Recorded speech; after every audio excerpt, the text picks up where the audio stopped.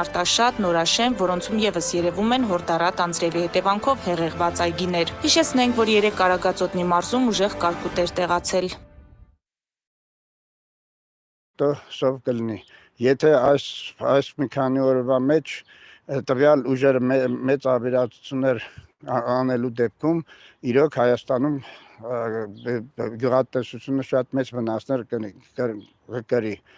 Դե լավ, ինձ ամենայն դեպս տված է, որ ես ոչ մի կախատեսում ասեմ, թեթևակի ես ուղղակի բացատրում եմ, բայց դուք ավելի պարզ հասկացեք իմ ասածը ինչ է լինելու այս քանի օրը։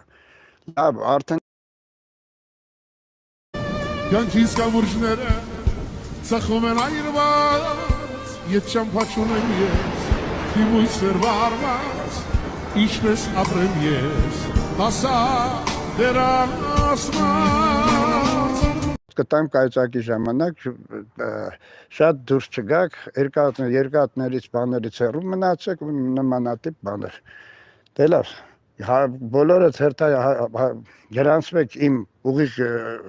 իմ YouTube-յան ալիքում ինչքան շատ մարդ կգրանցվի, այնքան համ իմ օգուտն է, համ ձեր օգուտն է։ Ես մեծ տվյալներ կտամ ամեն ինչից։ Նույնիսկ դուք ինչպես գիտեք, թույլաարկելված է թռչող օդանավի։ Դեպքը տեղի ունեցել մայիսի 13-ի երեկոյան 20:20-ի սահմաններում։ Ինֆոյին ուղևորներից մեկը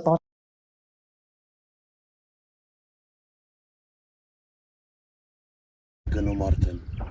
Էլ գյուղում էլ ոչ մեկն է չի անում։ Նախանցած տարի որ կարկուտ եկավ 2 հեկտար հող ունեի, ում խնդրում էի որ ասեմ մշակեք, ասում են չենք ուզում։ Ոչ մեկն է չեն ուզում էլ հող մշակեն։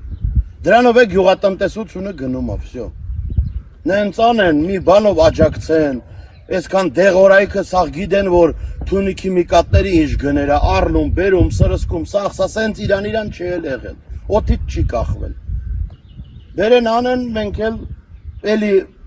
տենանք, որ մեզ աջակցում են, մենք էլ էլի շահագրգռվենք, աշխատենք գյուղատնտեսությունը